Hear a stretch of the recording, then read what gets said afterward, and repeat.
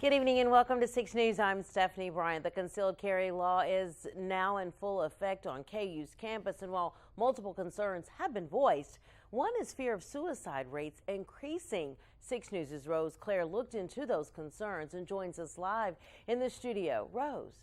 Stephanie, some concerned community members brought this to my attention, and talking with some experts, their worries aren't off base.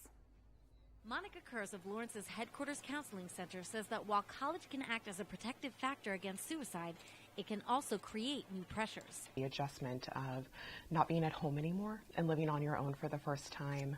If students aren't connected to a social group, that can be something that puts them at greater risk. Data from the Center for Disease Control and Prevention shows about half all suicides nationwide involve firearms. And Kurz says with the concealed carry law now effective at KU, more guns on campus means greater access. Alan Bunch, also at headquarters, says guns give less time for second guessing.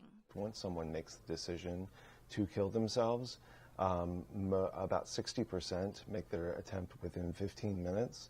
And about 90% attempt within the first 24 hours. But Headquarters Executive Director, who did not want to speak on camera, says he doubts there will be any rise in suicide rates, since the law holds an age requirement of 21 or older, and most students living on campus are under 21. But KU student Kristen Mannion says there are 21-year-olds also living in dorms. If someone is considering suicide and they know how to access a gun, or if they know there's a gun on their floor in their dorm, it could potentially increase the likelihood of someone committing suicide, definitely. Plus, she fears the introduction of alcohol, often in large quantities, mixed with guns. All this is why Monica Kurz over at Headquarters says it's important for roommates, friends, and classmates to pay close attention to one another. If your gut is telling you that something isn't right, you need to ask about suicide, and you need to do it directly. Kurz says her position isn't against guns, it's for safety.